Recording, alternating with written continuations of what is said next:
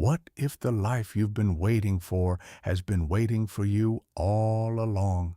Not in some distant future, not after you get the promotion, fix the relationship, or finally figure things out. Right now, in this moment, the only thing standing between you and the version of yourself you've always imagined, the confident one, the focused one, the one who actually feels alive, is 6 inches of real estate sitting between your ears. Your mind, not your circumstances, not your past, not the people who doubted you or the opportunities you missed. Your mind, the most extraordinary instrument ever created, and yet most people go their entire lives never learning how to truly use it. That ends today, because what you're about to discover isn't just another set of tips for thinking positive. This is something far deeper, far more powerful. We're going to go into the actual mechanics of how your mind works, why it keeps you stuck, and exactly how to rewire it permanently, so that you become the architect of your own reality instead of a passenger in someone else's story. By the time we're done, you won't just understand mental mastery. You'll feel it shifting inside you already. Let's begin. Chapter 1. The Invisible Cage. Here's something that might be uncomfortable to hear. You are living inside a prison right now. And the cruelest part, you built it yourself. Not intentionally, not out of weakness, but you built it nonetheless. One thought at a time, one belief at a time, one repeated pattern at a time. Every single day, your brain generates somewhere between 60,000 and 70,000 thoughts. That's roughly one thought every 1.2 seconds during every waking hour of your life. Take a moment to let that number sink in. 60 to 70,000 thoughts every single day. Now, here's where it gets genuinely unsettling. Research in cognitive neuroscience tells us that approximately 95% of those thoughts are identical to the ones you had yesterday, and the day before, and the year before that. You are, in a very literal sense, running the same mental software on repeat. The same fears, the same doubts, the same internal commentary, day after day, year after year, quietly wondering why your life never seems to change. But how could it? If your thoughts shape your perception, and your perception shapes your choices, and your choices shape your life, then recycling the same thoughts every day is like pressing the replay button on the same chapter of a book and expecting the story to suddenly change. It won't. It can't. And it gets deeper. Of those tens of thousands of daily thoughts, neuroscientists estimate that roughly 80% skew negative. Do the math. That's somewhere around 56,000 thoughts per day that are working against you, whispering that you're not ready, that it's too late, that people like you don't get to have that kind of life, that trying would just lead to another disappointment. Imagine hiring someone to follow you around all day, muttering pessimistic commentary into your ear every few seconds. You'd fire them immediately, and yet that voice, that relentless, repetitive, undermining voice, is the one most of us have given full access to the control room of our minds. Here's the iceberg analogy that most people have heard, but few have truly internalized. Your conscious mind, the part you think is running the show, is just the visible tip. Everything above the waterline. But beneath the surface lies the vast, silent machinery of your unconscious mind, processing approximately 11 million bits of information per second compared to the 40 bits per second your conscious awareness can handle. Read that again. 11 million versus 40. Your unconscious is not a background process. It is the process. It's making decisions before your conscious mind even knows a decision needed to be made. It's filtering reality, drawing your attention to certain things and hiding others, all based on a set of programs that were installed long before you had any say in the matter. Those programs, most of them, were written during the first 7 years of your life. During those early years, your brain operated primarily in what neuroscientists call theta wave states, a kind of waking, dreamlike receptivity, where everything got absorbed without filters, without critical thinking, without any ability to say, wait, is that actually true? Every belief your caregivers held about money, success, relationships, and self-worth got downloaded directly into your operating system. Every time someone told you to be realistic, to stop dreaming so big, to color inside the lines, that message was hardwired into your neural architecture. And here's the part that makes this both tragic and liberating in equal measure. Your unconscious mind cannot distinguish between what happened to you and what you merely witnessed. If you grew up watching the adults around you, stressed about bills, convinced, still running, right now, shaping what you would have still running, right now, shaping what you notice, what you believe is possible, what you reach for, and what you quietly talk yourself out of. But here is the truth that changes everything. And I need you to really hear this. You are not your thoughts. You are the one noticing them. The moment that distinction becomes real for you, not just intellectually understood, but genuinely felt, the cage loses its power because you can't change what you're inside of. But the instant you step back and observe your thoughts as passing events rather than absolute truths, you become someone who has the ability to choose, to redirect, to rebuild. That's where we're going. Chapter 2, The Science That Sets You Free. For most of the 20th century, mainstream science operated on a deeply limiting assumption that the adult brain was essentially fixed, hardwired, set. The neural pathways you had by your mid-20s were largely considered permanent, a life sentence handed down by genetics and early experience. Millions of people internalized this idea without ever knowing they had. They struggled with the same patterns for decades, quietly concluding that this must just be who they are, that real change, deep, lasting structural change, simply wasn't available to them. Then came neuroplasticity, and it rewrote everything.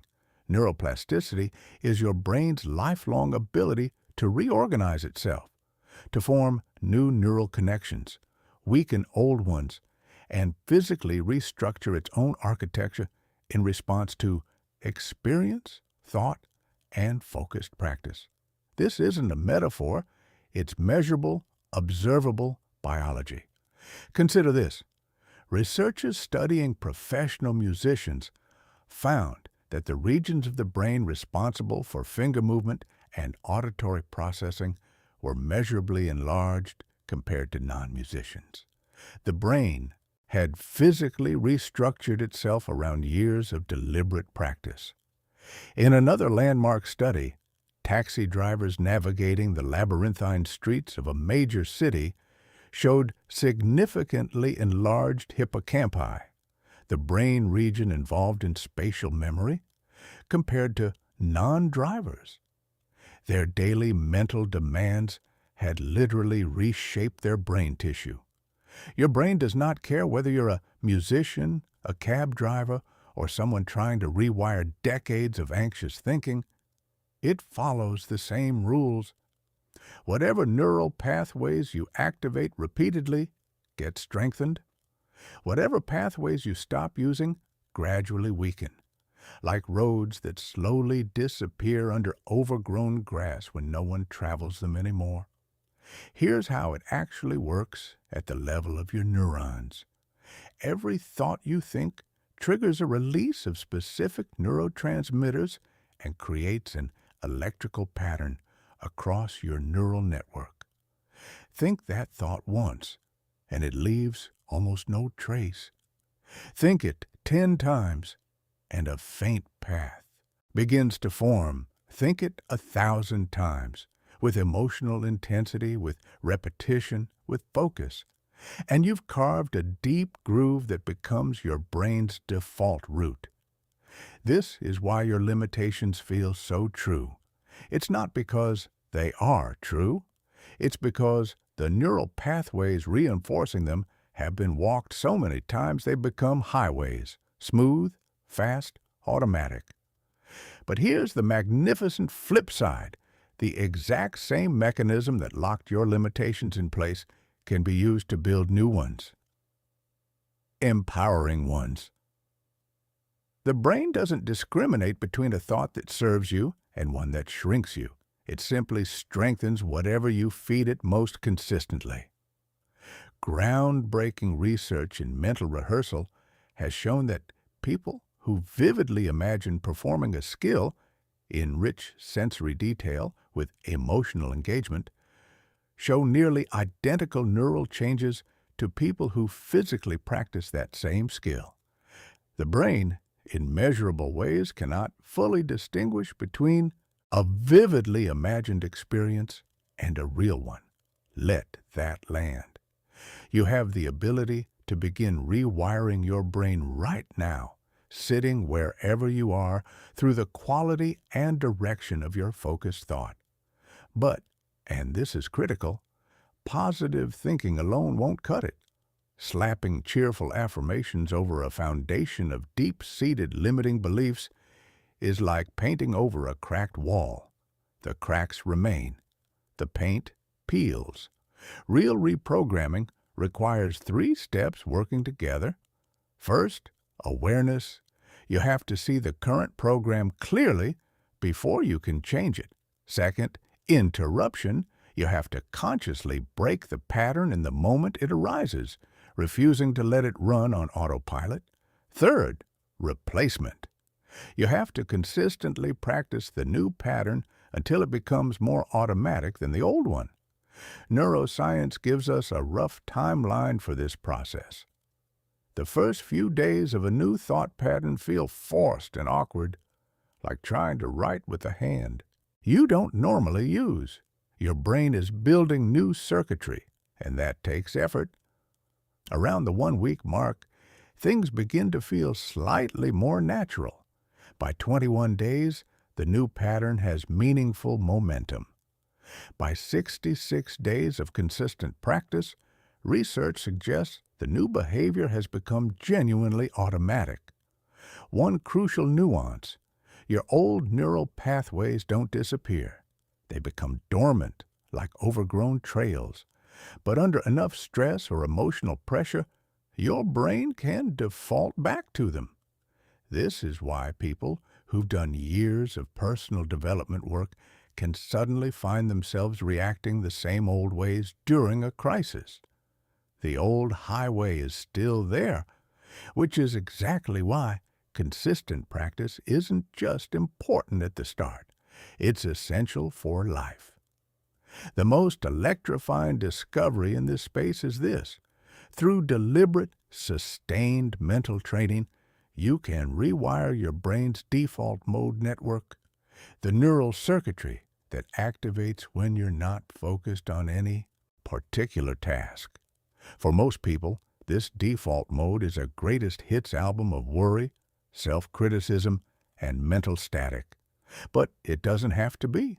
With consistent practice, your default mode can become a space of confidence, clarity, and forward momentum. Your brain is not a fixed limitation. It is a living, adaptive, remarkably responsive instrument. And you are now learning how to play it. Chapter 3: The Stories You Mistake for Facts. Say this out loud, or at least say it clearly in your mind. Beliefs are not facts. Not your beliefs about money, not your beliefs about what you're capable of, not your beliefs about whether people like you get to have the things you secretly want. None of them are facts. They are simply thoughts you've repeated with enough emotional intensity and enough frequency that your brain accepted them as truth. But acceptance by the brain is not the same as truth in reality. These are two very different things. Your belief system functions as the operating system of your life, running silently in the background, determining what you perceive as possible or impossible, what you feel entitled to reach for, and what you unconsciously steer away from before you've even consciously registered the choice. History offers a vivid illustration of this mechanism. For decades, the sporting world was united in one belief. A human being could not run a mile in under 4 minutes. Medical experts declared it physiologically impossible. The 4-minute barrier wasn't just a record. It was considered a wall built into human biology. Then, in 1954, one person decided the wall was imaginary. Roger Bannister ran the mile in 3 minutes and 59.4 seconds. And within 12 months of that single moment, 16 other runners had broken the same barrier. The human body hadn't changed. The training hadn't fundamentally changed. What changed was the collective belief about what was possible. And once that belief shifted, the barrier dissolved. Your personal limiting beliefs operate with the same silent totalizing power. They don't announce themselves. They don't feel like beliefs. They feel like reality. They manifest as the quiet inner certainty that you'd better be realistic, that dreaming too big is a setup for humiliation, that the people who have what you want must have something you don't. And your brain, being the remarkably efficient pattern-matching system it is, will spend the rest of your life gathering evidence to confirm whatever you already believe. This is called confirmation bias, one of the most deeply embedded features of human cognition. If you believe you're not good with money, your brain will spotlight every financial mistake you make and quietly ignore every smart financial decision. If you believe you're not the kind of person who gets ahead, you'll unconsciously miss opportunities that would be obvious to someone who believed differently. Most limiting beliefs cluster around a handful of core themes. There are beliefs about capability, the quiet conviction that you're not smart enough, not talented enough, not experienced enough. There are beliefs about worthiness, the deeper, more painful sense that you don't deserve success, love, abundance, or happiness. There are beliefs about reality itself, that life is fundamentally hard, that getting ahead requires sacrificing everything that matters, that the game is rigged.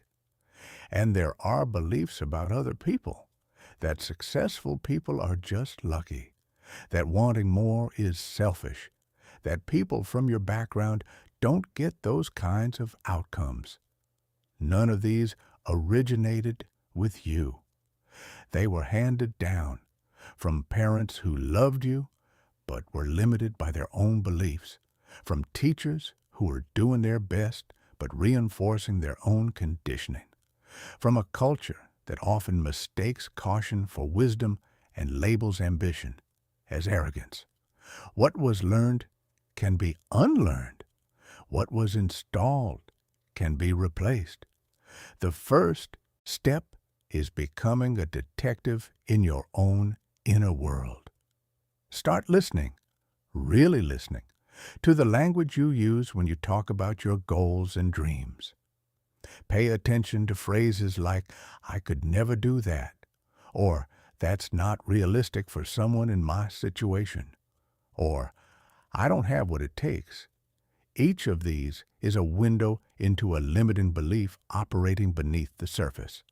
Once you've identified a belief, interrogate it, not aggressively, with genuine curiosity. Where did this belief come from? Is there actual evidence for it? Or is it just something you absorbed?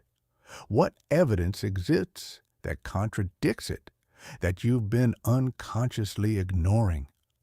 How has this belief shaped your choices? What would become possible if you simply stopped believing it?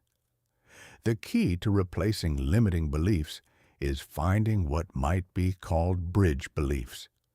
Beliefs that feel believable enough for your brain to accept, even if they're more expansive than where you currently are. If your current belief is, I always fail at the things that matter most, you can't leap directly to, I'm destined for greatness, without your brain revolting. But you might start with, I'm building the skills and resilience to succeed more consistently. And then, my track record of learning from setbacks is actually evidence of capability. Bridge by bridge, you build a new internal architecture. The most powerful accelerant for this process is emotional intensity. Your brain forms its strongest neural pathways when thoughts are paired with vivid emotion. This is why a single frightening experience can create a phobia that lasts decades. The emotion supercharged the memory, burned it deep. But this same mechanism works in your favor when you pair empowering beliefs with genuine feelings of excitement, gratitude, and possibility. When you see yourself achieving something and you feel the emotion of that achievement as if it's real right now, you are literally rewiring your brain to treat success as your natural state. Chapter 4. The Superpower Nobody Talks About.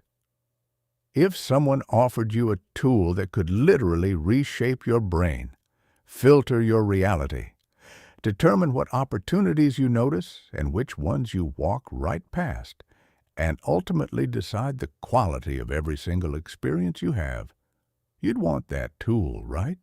You already have it. It's called your attention. And it might be the most underestimated, most squandered, most fought-over resource you possess. Here's a way to think about it.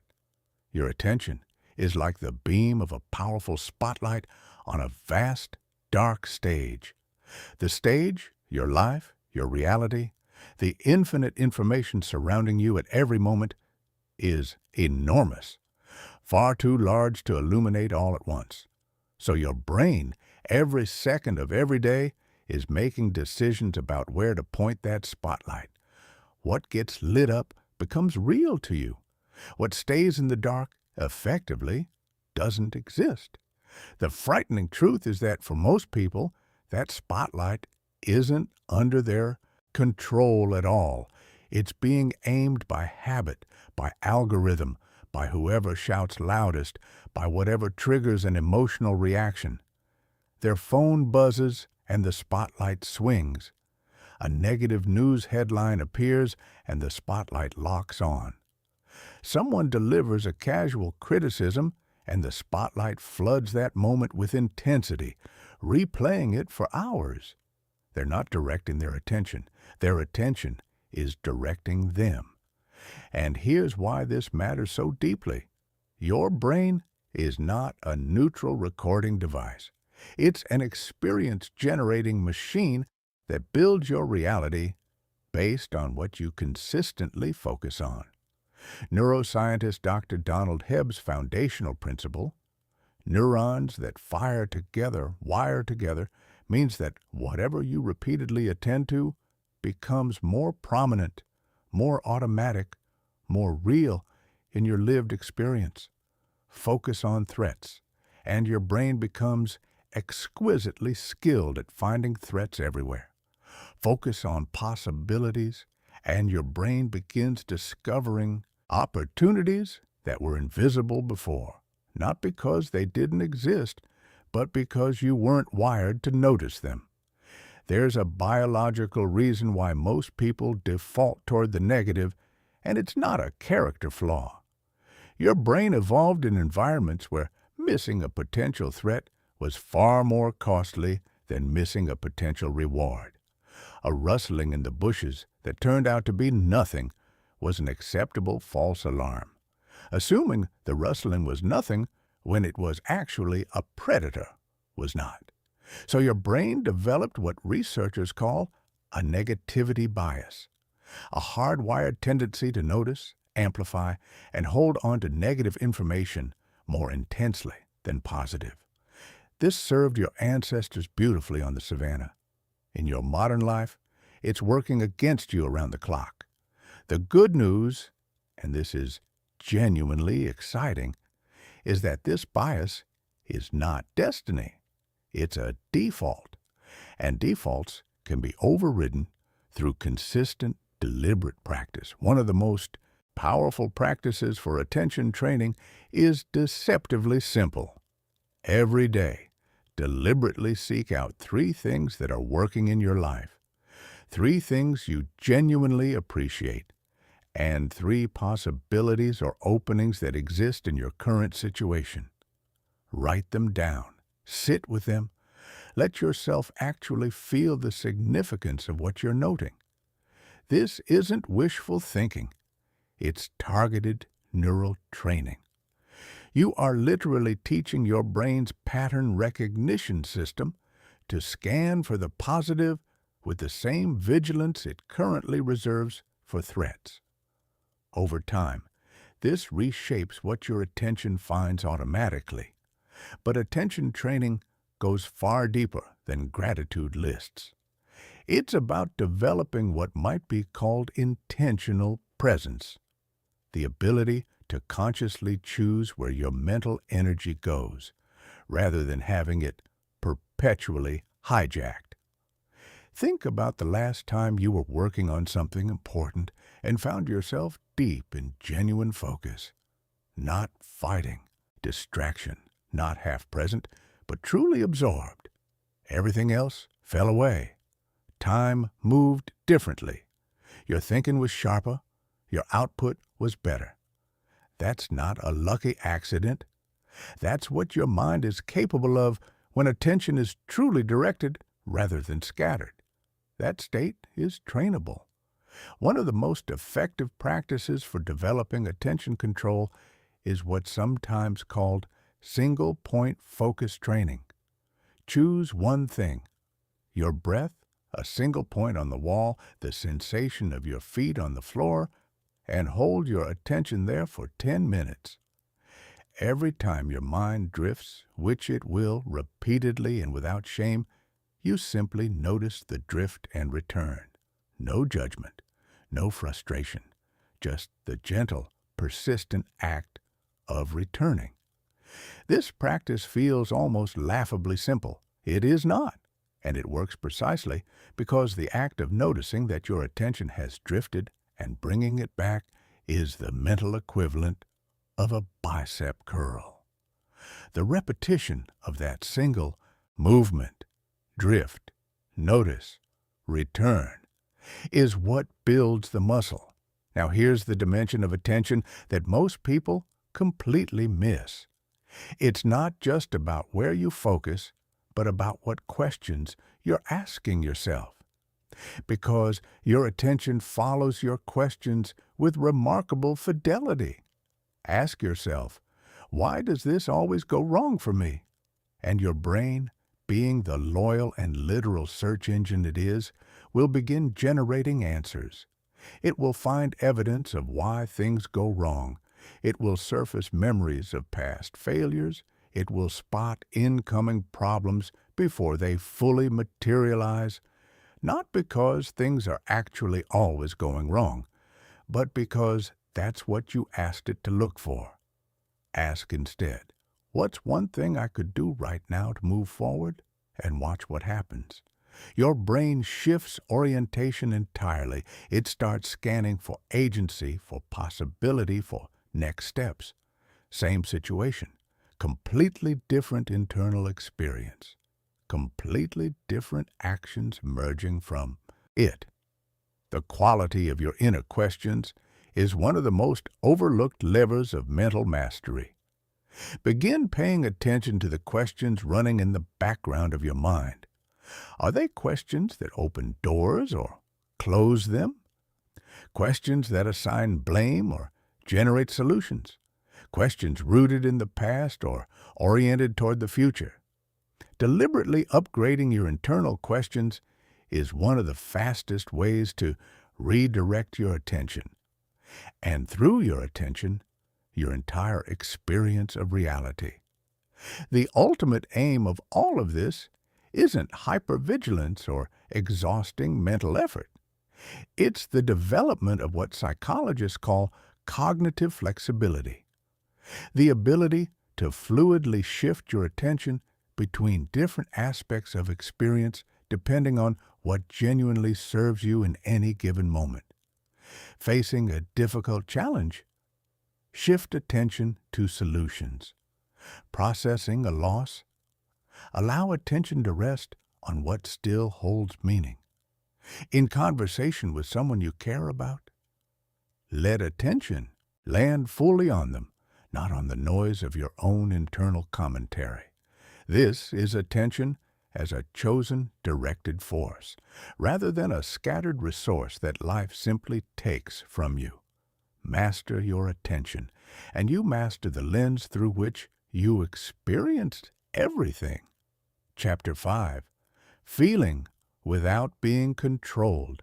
Let's establish something right from the start, because this is where a lot of personal development advice goes sideways. The goal is not to stop feeling your emotions. Your emotions are not the problem. They are information. They are data. They are, in many cases, the most honest signals you have access to about what matters to you, what's out of alignment in your life, and what needs your attention. The problem is not that you feel things. The problem is what most people do or don't do when they feel things. Here's the default pattern for the vast majority of people. An emotion arises. It feels overwhelming and immediate and completely real, and the person either gets completely consumed by it, saying things they'll regret, making decisions they'll undo, running from situations they should face, or they suppress it entirely, stuffing it down where it doesn't disappear but quietly accumulates, leaking out sideways in ways they don't fully understand. Neither of these is emotional mastery.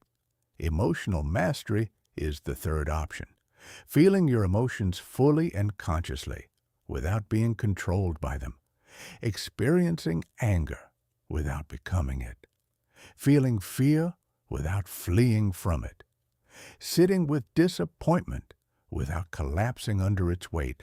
This is not about being stoic or emotionally unavailable. It's about developing enough inner spaciousness that you can feel whatever arises and still choose your response. And here's the foundational insight that makes all of this possible. Your emotions don't arise from your circumstances. They arise from your thoughts about your circumstances. This is not a motivational platitude. It's the basic architecture of human emotion, supported by decades of research in cognitive psychology. Two people can experience the identical external event and have completely different emotional responses. Not because one person is tougher or more resilient, but because they're interpreting the event through different mental frameworks. The event itself is neutral data. Your interpretation of it generates the emotion. When someone cancels plans at the last minute, one person's interpretation might be, "They don't value my time," generating irritation and resentment. Another person's interpretation might be, "Something must have come up for them," generating understanding and maybe mild disappointment. The external event was identical. The emotional experience was not. This means, and this is critical, that every time you change your interpretation of a situation, you change your emotional experience of it, not by denying reality, not by pretending things don't hurt when they do, but by genuinely examining whether your interpretation is the only one available, or simply the first one your conditioned mind reached for. This practice is called cognitive reappraisal, and it's one of the most researched and consistently effective emotional regulation strategies in psychology. But before you can reappraise anything, you need awareness. You need to catch the emotion as it's forming before it's already swept you downstream. This is where emotional literacy becomes essential. Developing the ability to name what you're feeling, locate it in your body, and recognize the thought that triggered it. When you feel a spike of anxiety, instead of immediately scanning for threats or launching into problem-solving mode, try pausing and observing. I'm noticing anxiety right now. It feels like tightness in my chest and a kind of acceleration in my thoughts. The thought that seems to have triggered this is just that act of naming and locating the emotion creates a small but profound gap between you and it. In that gap lives your freedom to choose. Your body is not separate from your emotional life. It is your emotional life in physical form. Every emotion is a biochemical event happening throughout your entire system, not just in your brain. And because of this, your physiology is one of the fastest and most reliable levers you have for shifting your emotional state. Try this. Right now, wherever you're sitting, let your shoulders drop and roll back slightly. Lift your chin. Take one slow, deliberate breath.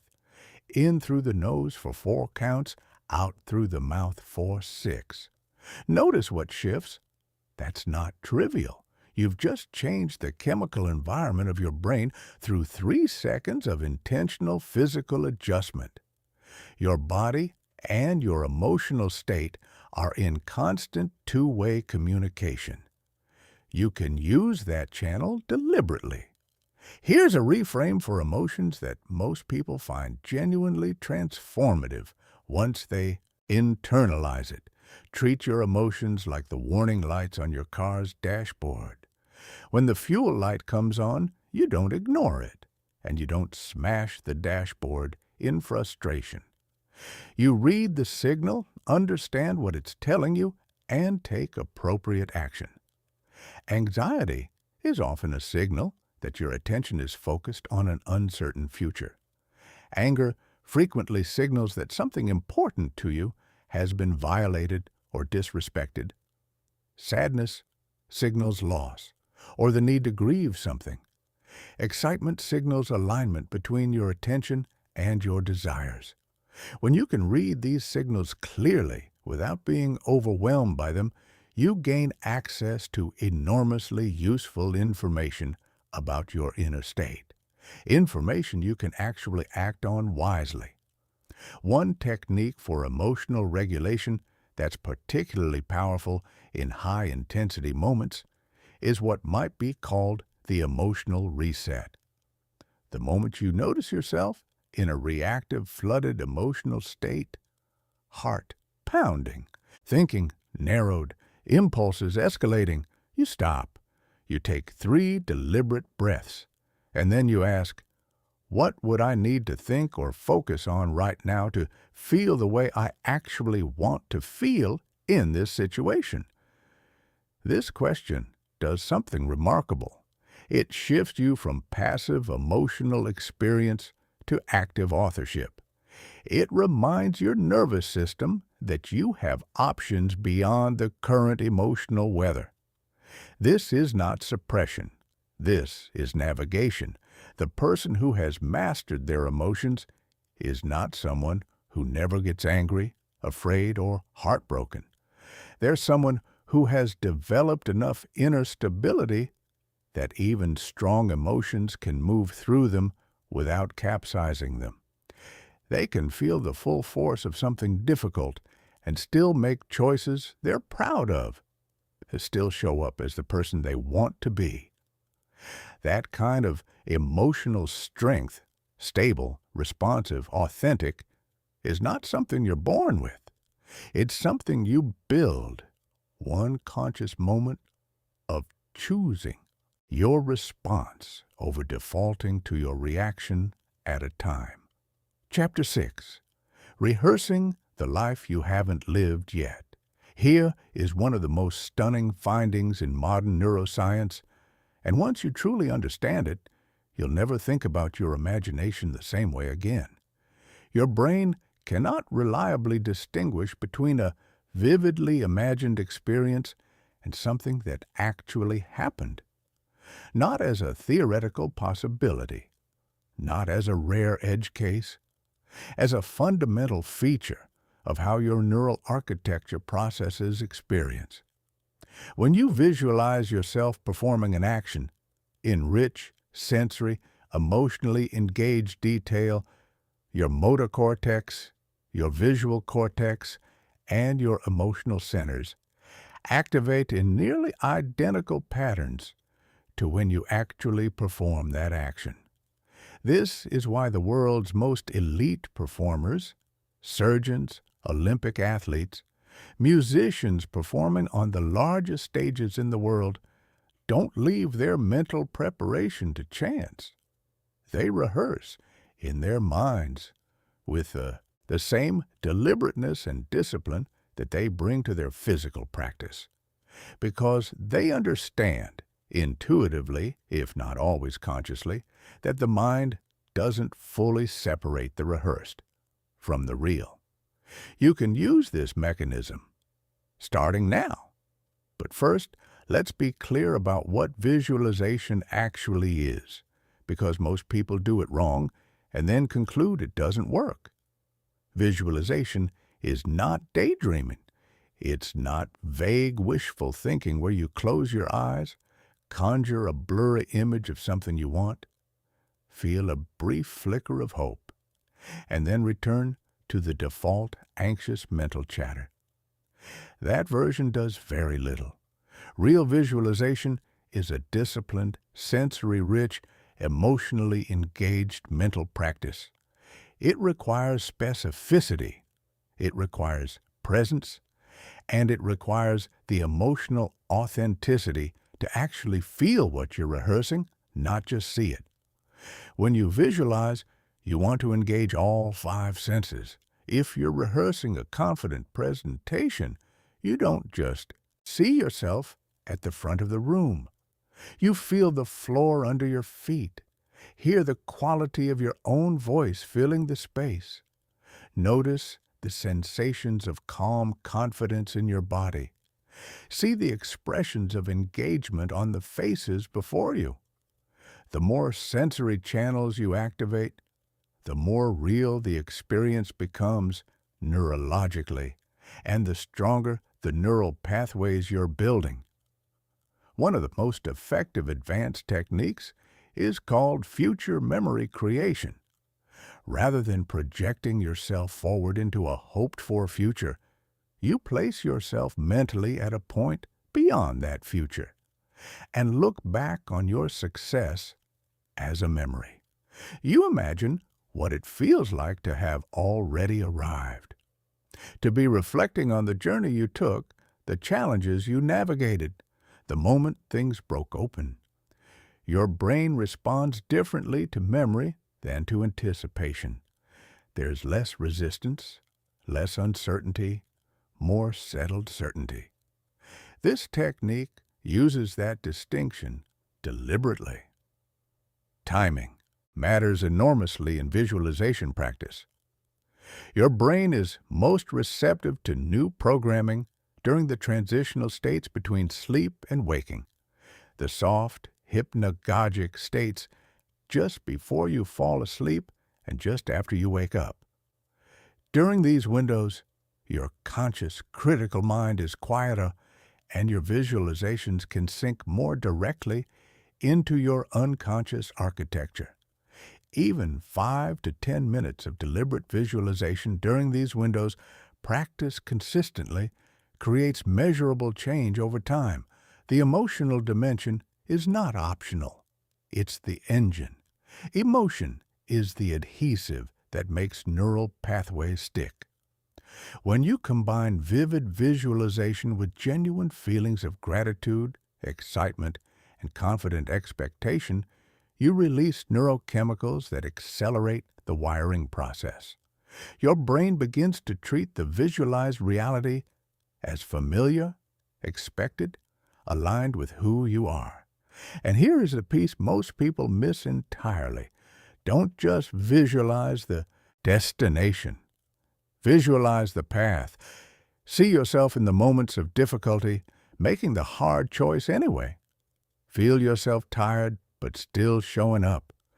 Experience the version of you that faces a setback and doesn't collapse, who pauses, recalibrates, and takes the next step forward. When you mentally rehearse not just success, but the process of earning success, you are building the neural architecture for resilience, not just achievement. Use visualization to prepare for specific high-stakes moments. Before a difficult conversation, a job interview, a performance, an important decision, run through it in your mind first, not catastrophically, imagining everything that could go wrong.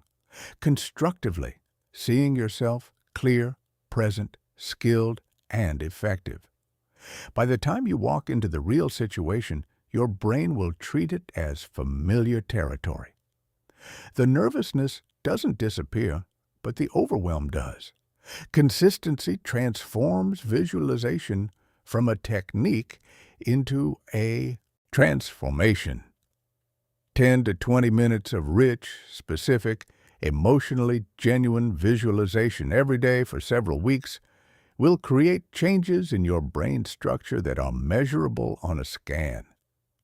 You are training your mind the way a serious athlete trains their body, through deliberate, focused, repeated engagement with the skills and states you want to master. The life you want to live already exists as a possibility. Visualization is the practice of making it feel inevitable. Chapter 7. The Hidden Architecture of Your Daily Life. You think you make thousands of decisions every day. You don't. Most of what you do, how you respond to stress, what you reach for when you're overwhelmed, how you interpret a setback, the internal commentary that runs while you brush your teeth, isn't decided. It's automated. It's habit. And those habits, the mental ones especially, are quietly constructing your life from the inside out, brick by invisible brick, without your conscious participation. Most people think of habits as physical behaviors: hitting the gym, drinking enough water, going to bed at a reasonable hour. And yes, those matter. But the habits that most fundamentally shape the quality of your life are the mental ones, the patterns of thought and interpretation that run on autopilot below the level of conscious awareness. The habit of scanning for what's wrong before noticing what's right. The habit of rehearsing worst-case scenarios whenever uncertainty appears. The habit of comparing where you are to where you think you should be and finding yourself lacking. The habit of interpreting other people's behavior as evidence about your own worth. These mental patterns, that repeated thousands of times across the years, are the actual architecture of your daily experience. Understanding why habits are so difficult to change requires understanding how they're structured at the neurological level. Every habit exists as a three-part loop: a cue that triggers the pattern, the routine or behavior itself, and the reward that reinforces it. Your brain loves this structure because once a pattern is automated, it requires almost no conscious energy to execute. Your brain can run the habit in the background while your conscious attention is elsewhere. Efficient, elegant, and extraordinarily resistant to change through willpower alone. Here's what makes mental habits particularly tricky. Their rewards are often hidden. Consider the mental habit of catastrophic thinking, immediately jumping to worst-case scenarios when facing uncertainty. The cue is any situation where the outcome is unknown. The routine is generating vivid mental images of everything that could go wrong, and the reward, the part that keeps the loop running, is the subtle sense of being prepared, of not being caught off guard, of having already survived the worst in your mind so reality can't surprise you. The problem is that this preparation is largely an illusion.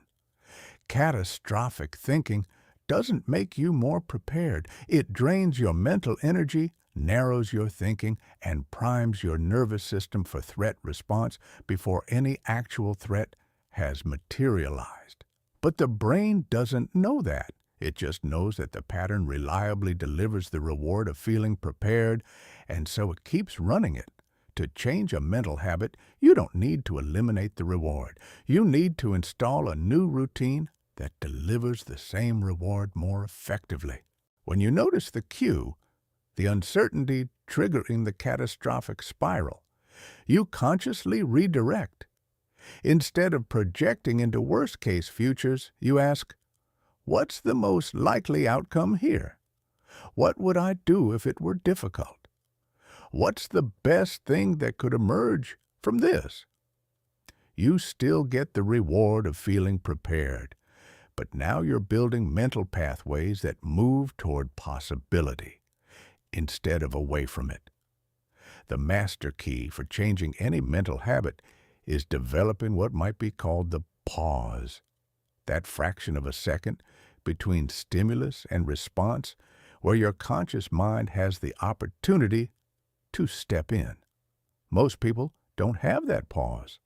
The stimulus arrives, a frustrating email, an unexpected setback, a critical comment, and the habitual response is already running before awareness even catches up.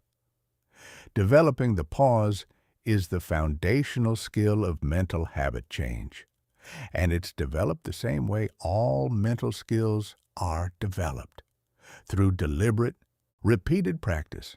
Every time you catch yourself mid-habit, every time you notice, I'm doing the thing again, and consciously choose a different response, you are weakening the old neural pathway and strengthening a new one, not through force, through consistent, patient redirection.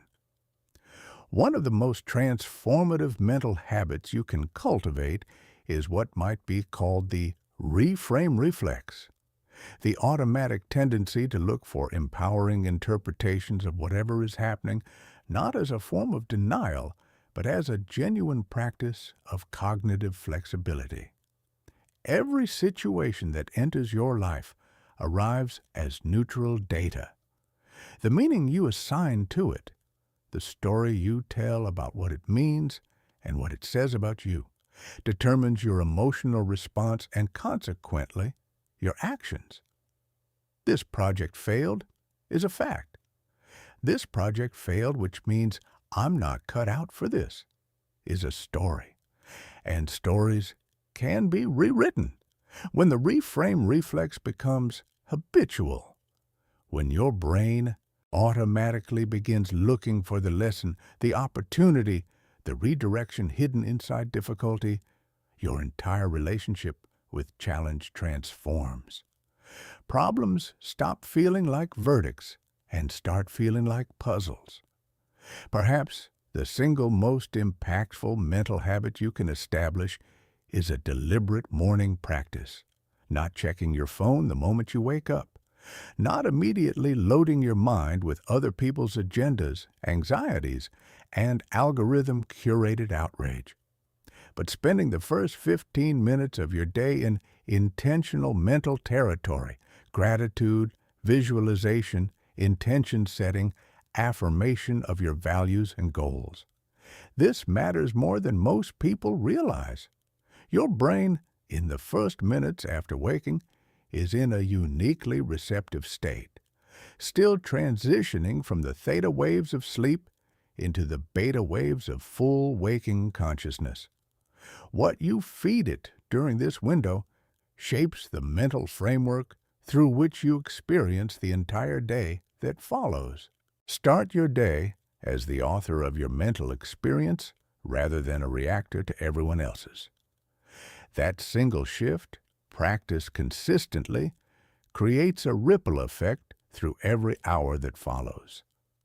At the other end of the day, the habit of a brief evening review can accelerate your development faster than almost anything else. 5 minutes before sleep, not on your phone, not with the TV running in the background, asking yourself, what thought served me well today? What mental patterns held me back? Where did I respond from my best self, and where did I react from habit? What would I choose differently tomorrow? This practice transforms your daily experience from unconscious repetition into active learning. Instead of simply living your patterns, you begin studying them. And the moment you can see a pattern clearly, you have already begun to change it. Mental hygiene is as real as physical hygiene, as necessary as neglected.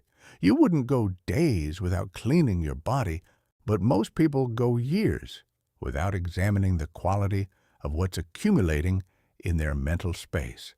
Be ruthlessly intentional about what you allow in. What you read, watch, listen to, and discuss is programming your unconscious. Whether you're aware of it or not, you become what you consistently consume, mentally as much as physically. Guard your mental diet with the same care you'd give to anything you genuinely value. Chapter 8. Becoming Unbreakable. Here is a truth about mental resilience that the self-help industry often gets wrong. Resilience is not about becoming someone who doesn't get knocked down. It's about becoming someone who gets knocked down and doesn't stay there. It's not about building walls. It's about developing roots. The most resilient people you'll ever encounter are not the ones who've had the easiest lives. They're often the ones who've had the most difficult ones, and who somewhere along the way made a fundamental shift in how they related to difficulty. They stopped seeing adversity as evidence that something had gone wrong and started seeing it as the very territory in which strength is built. This shift is not naive optimism. It's a deliberate, practiced reorientation toward reality. The foundation of true resilience begins with a single, powerful distinction. You are not your circumstances. Your external situation, your job, your bank account, your relationship status, the opinions of others, is data about what's happening around you. But your internal state, your sense of identity, your clarity of values, your confidence in your ability to navigate whatever comes, is entirely within your domain. When you truly internalize this distinction, something remarkable happens. The things that used to derail you start to lose their power, not because they stop being difficult, but because you stop treating them as definitions. A job loss is a difficult external event. It is not an evaluation of your worth. A relationship ending is painful and real. It is not evidence that you are unlovable. The distinction sounds simple. Living it is a practice that takes years of patient cultivation. Resilience is built through a process psychologists call stress inoculation. The progressive exposure to manageable challenges that, when navigated successfully, build both the evidence and the neural architecture for handling harder things. Think of it like your immune system. It doesn't become strong in a sterile environment. It becomes strong through repeated, calibrated encounters with difficulty. Each time your immune system meets a pathogen, identifies it, and successfully responds, it becomes more capable of handling the next encounter. Your psychological system works the same way. Every time you face something uncomfortable, stay with it rather than fleeing it, and find your way through. You deposit another piece of evidence into the account of your own capability. Over time, that account grows into something genuinely unshakable. Not the belief that nothing will ever go wrong, but the deep, experientially grounded confidence that when things do go wrong, you will handle it. One of the most powerful tools for building this kind of resilience is cognitive reappraisal, the conscious practice of interpreting challenging situations in ways that serve your strength rather than undermining it. The question, "Why is this happening to me?" generates one set of neural and emotional responses. The question, "What is this happening to teach me?" generates an entirely different set. Same situation, fundamentally different internal experience. This isn't spiritual bypassing. It's not pretending that painful things don't hurt or that unjust things don't matter.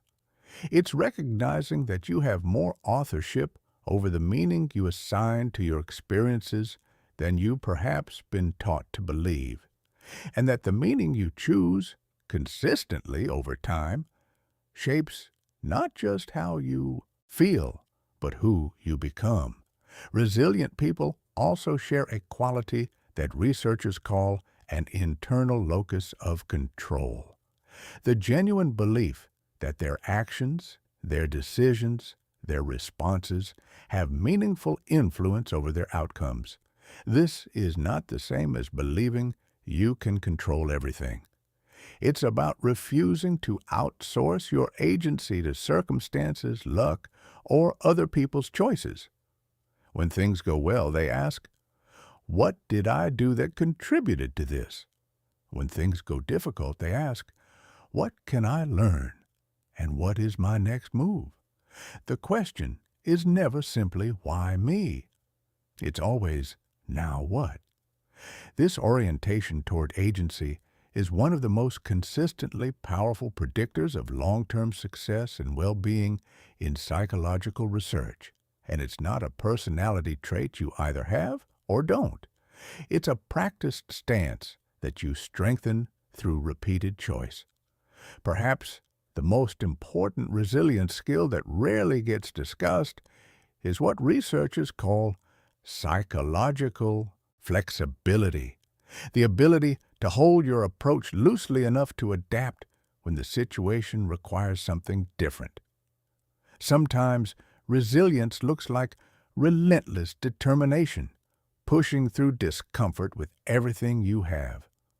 Other times, it looks like radical acceptance, recognizing that some things are outside your control and consciously choosing where to redirect your energy instead.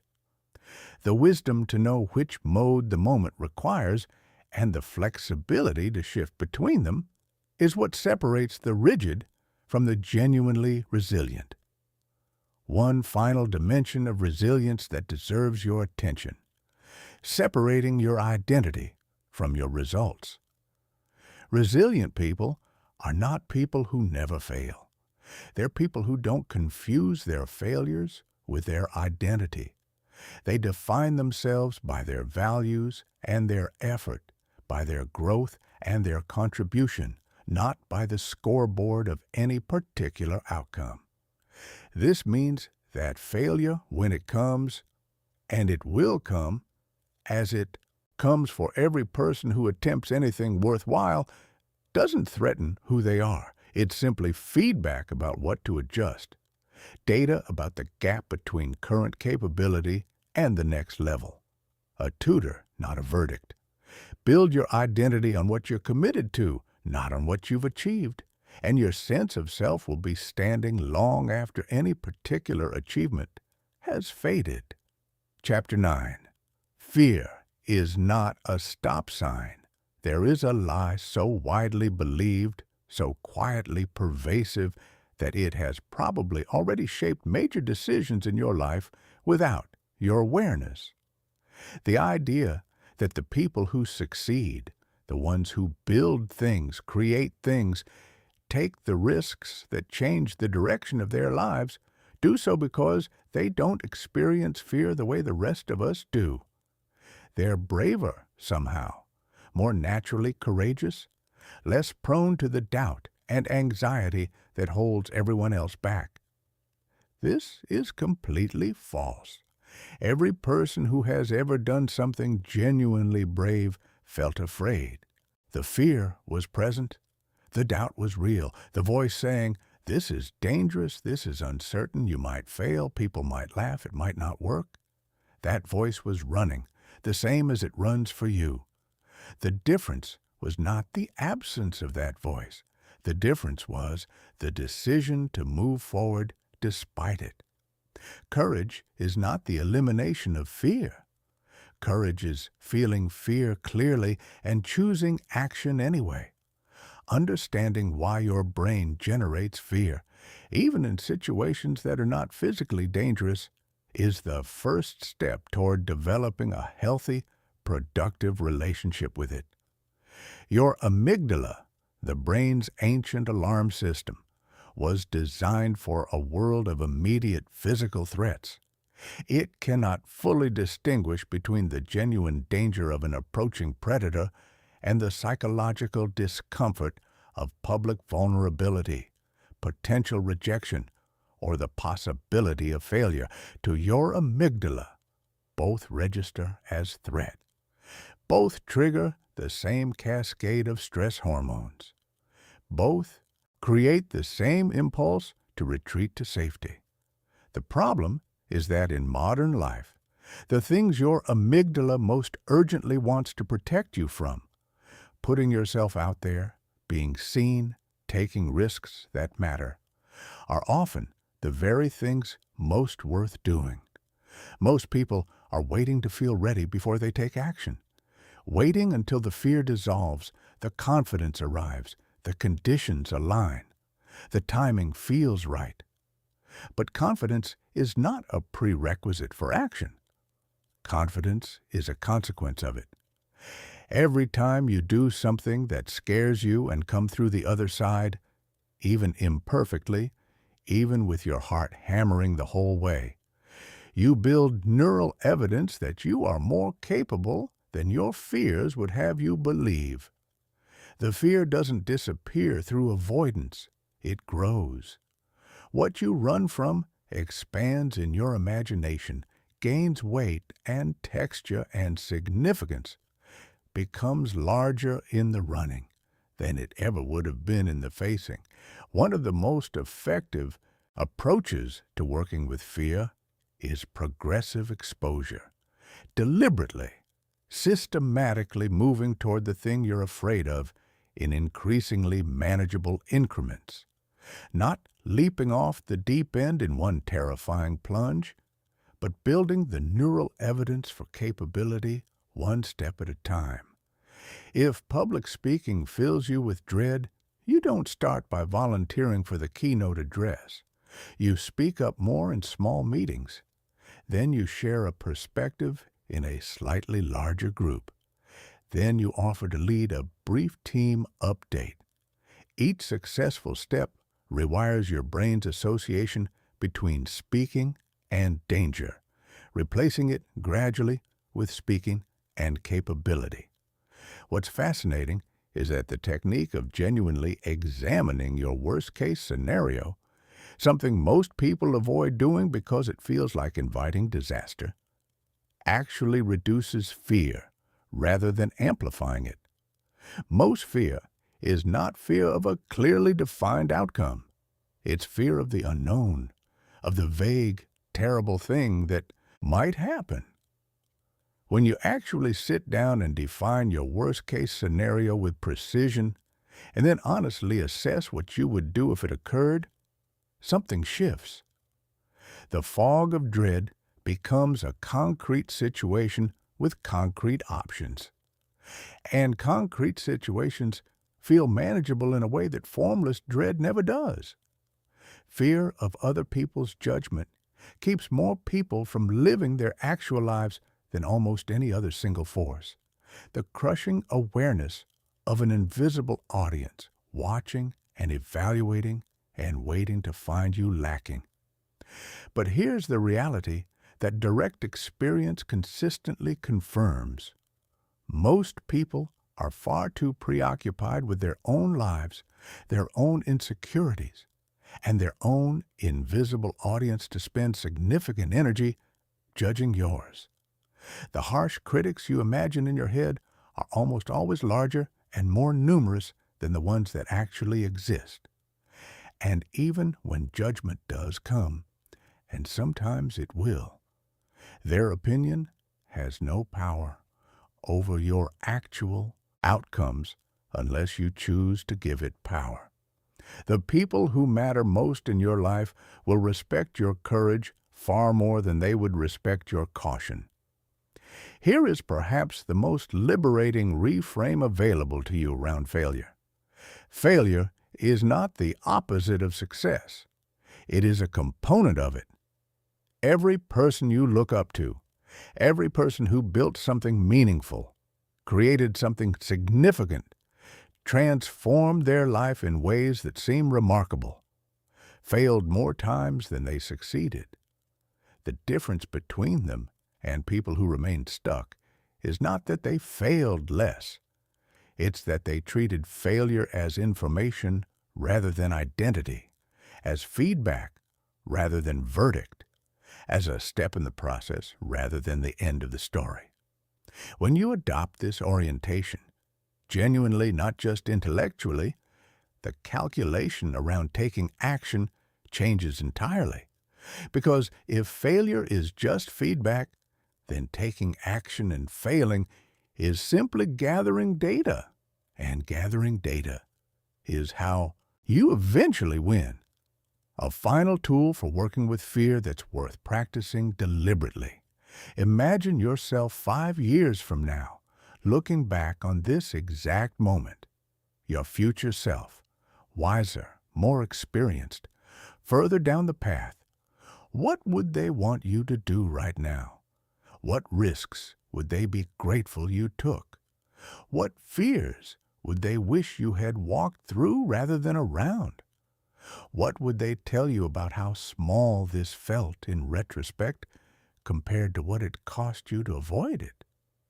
Your future self is not asking you to be fearless. They're asking you to be brave, which is something quite different and something entirely within your reach.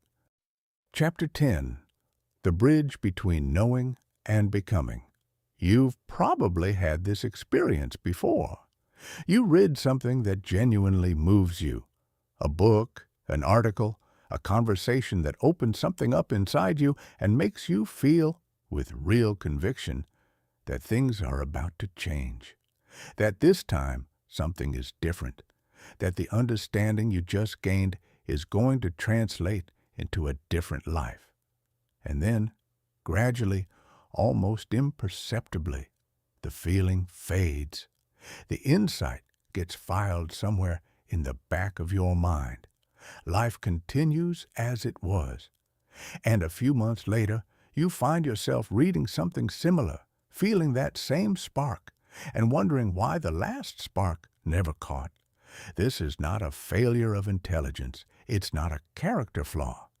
It's the predictable result of confusing understanding with transformation. Understanding is the beginning of the journey.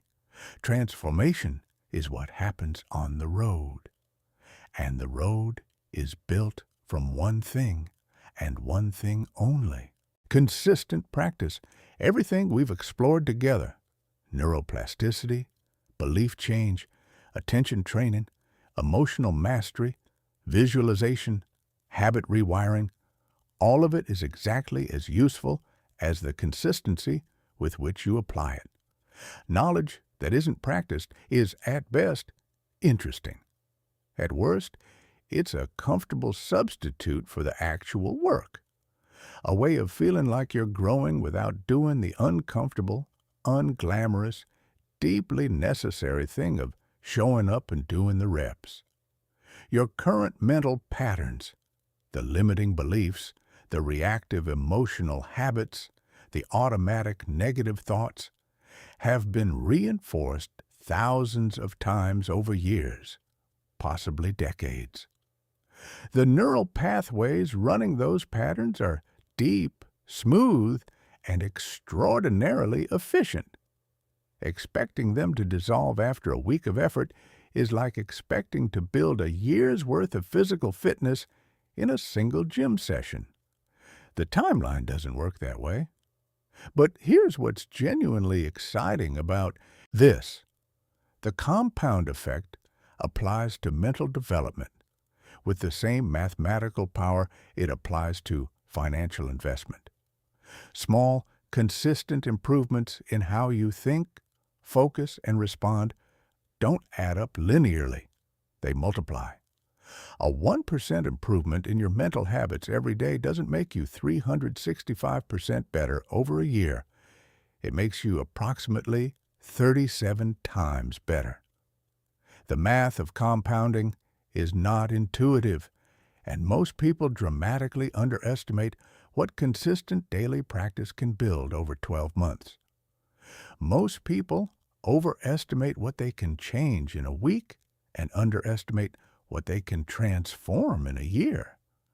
Consistency is the variable that unlocks the math. So, how do you build a consistency that actually holds?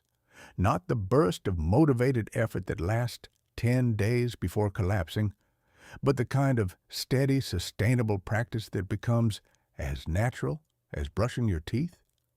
The research is clear. Vague intentions don't survive contact with real life. I'm going to think more. Positively is not a practice, it's a wish. What creates lasting behavior change is what psychologists call implementation intentions. Specific, concrete plans that tell your brain exactly what to do, when to do it, and in what context. Instead of, I want to visualize my goals more, you commit. Every morning at 6:45, before I look at my phone, I will sit for 15 minutes and visualize my goals with full sensory detail and genuine emotional engagement. The specificity matters enormously. Your brain responds to concrete instructions far more reliably than to abstract aspirations. Anchor your new mental practices to existing routines whenever possible. Your morning coffee, the commute, the 5 minutes before you open your laptop. These existing behavioral anchors give your new practices a reliable trigger point, which dramatically increases the likelihood that they'll actually happen consistently rather than only when motivation is high. And here's something important about motivation. Don't wait for it. Motivation is a feeling, and feelings are unreliable landlords. Some mornings, you'll wake up energized and eager to do your mental training. Most mornings, you won't. The people who transform their minds are not the ones who practice when they feel like it. They're the ones who practice regardless of how they feel, because they've decided that this is simply what they do. Identity-based commitment is far more durable than motivation-based effort.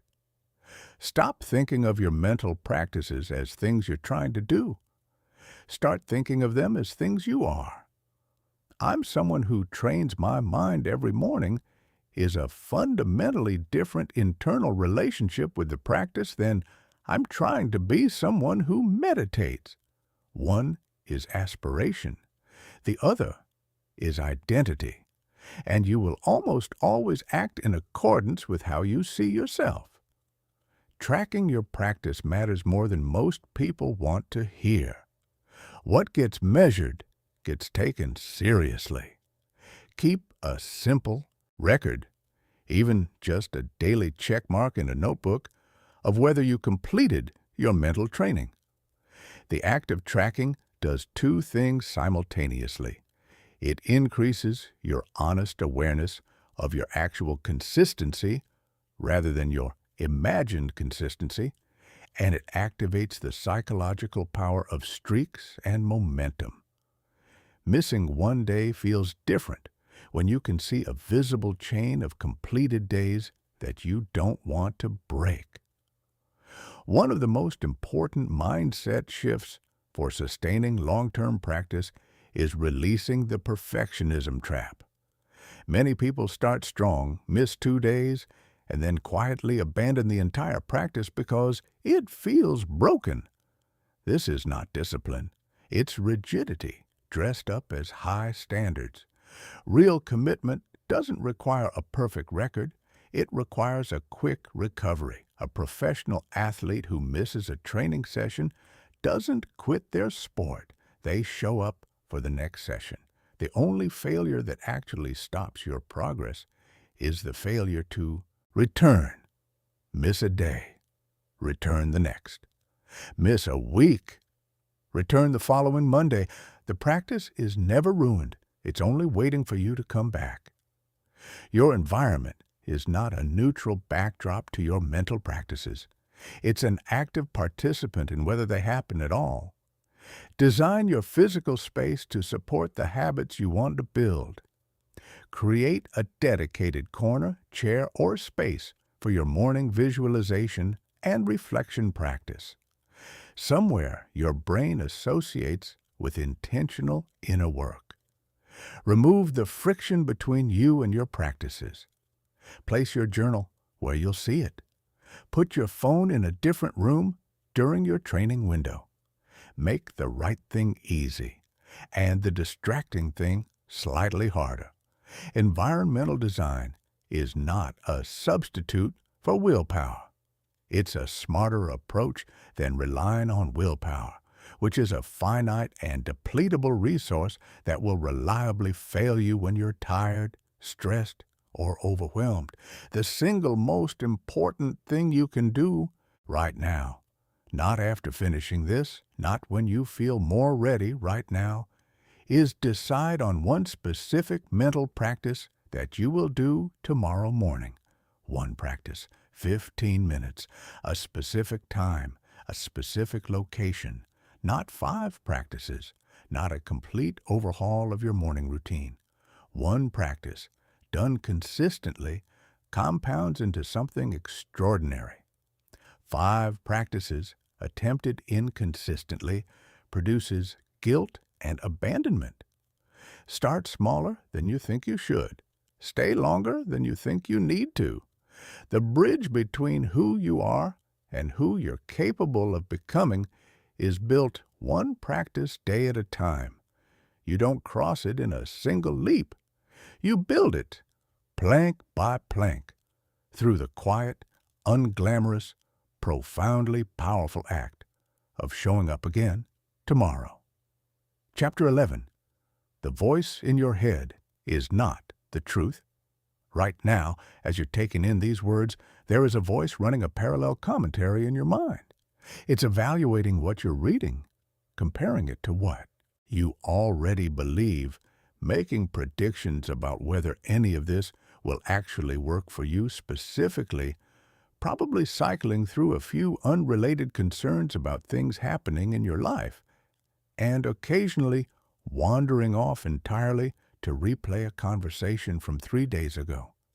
This voice has been with you since you were a child. It never sleeps. It never pauses.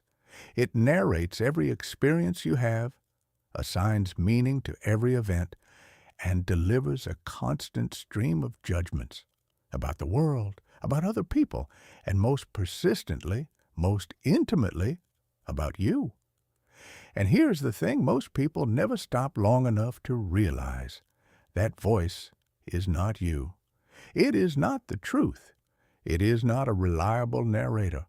It is a deeply conditioned pattern of thought, shaped by your childhood experiences, the critical voices you absorbed from others, the culture you were raised in, and thousands of small moments of fear, rejection, and comparison that left their marks.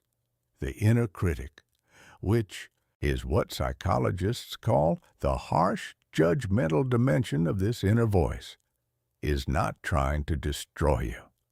It developed as a protective mechanism, an internalized version of every external voice that ever warned you to be careful, to be realistic, to not embarrass yourself, to not want too much. Its original intention was survival. Its actual effect for most adults is a quiet, relentless campaign against their own potential. And the most insidious thing about it is that it doesn't announce itself as a conditioned pattern. It announces itself as the truth. You're not ready for this. Sounds like a fact. People like you don't get those kinds of outcomes. Sounds like a fact. You're going to mess this up like you always do. Sounds like a fact. None of them are facts. They are old programs running on old data in a present moment that is actually full of possibility they cannot see. The foundational shift in mastering your inner dialogue is this. You are not the voice. You are the one listening to it. You are the awareness behind the commentary, the observer who can notice a thought without being consumed by it, who can hear the inner critic without treating every word as gospel truth. This distinction between being the thinker and being the observer of thoughts is not a philosophical abstraction. It is a practically learnable skill that changes everything about how you relate to your own mind. The first step is developing what mindfulness traditions call metacognition, the ability to think about your thinking, to step back far enough to notice, I'm having the thought that I'm not capable of this, rather than simply experiencing, I'm not capable of this. The thought hasn't changed, but your relationship to it has, and that relationship is everything. Begin paying attention to the tone and content of your inner voice throughout your day. Is it supportive or corrosive? Does it speak to you the way a good coach speaks to an athlete they believe in, honestly, but constructively? Or does it speak to you the way no decent person would ever speak to someone they cared about? Here's an exercise that tends to be quietly devastating in its clarity. For one full day, write down exactly what your inner critic says to you when things go wrong, the exact words, the exact tone.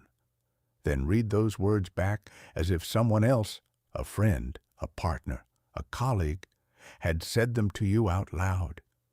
Notice how they land differently when you see them externalized. Notice whether you would tolerate this from anyone else in your life.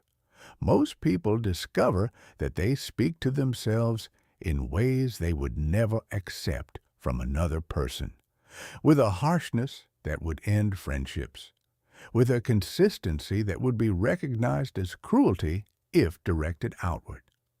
And yet, they've been living with this voice as the primary soundtrack of their inner life, often for decades, simply because it's familiar. Familiarity is not the same as truth, and familiar suffering is still suffering. The practice of cognitive restructuring offers a systematic approach to transforming your inner dialogue.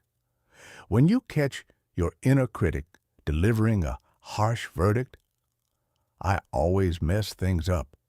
I'm terrible at this. I'll never figure this out. You pause and apply 3 questions. First, is this actually true or is it a distorted generalization? Second, what evidence genuinely exists that contradicts this statement? Third, what would be a more accurate, balanced, and useful way to think about this situation? This is not about replacing harsh criticism with empty cheerfulness. It's about replacing distorted thinking with honest thinking. I always mess things up because I made a mistake on this specific thing and I'm capable of learning from it. That's not positive spin. That's simply more accurate. One of the most powerful reframes for transforming your relationship with your inner voice is what might be called the trusted mentor lens. When you notice your inner critic firing, ask, what would the wisest, most genuinely supportive person I know say to me right now? Not the most comforting thing, the most honest and helpful thing. What perspective would someone who truly believed in your capability and wanted the best for you offer in this moment? Then offer yourself that perspective. This is not self-deception.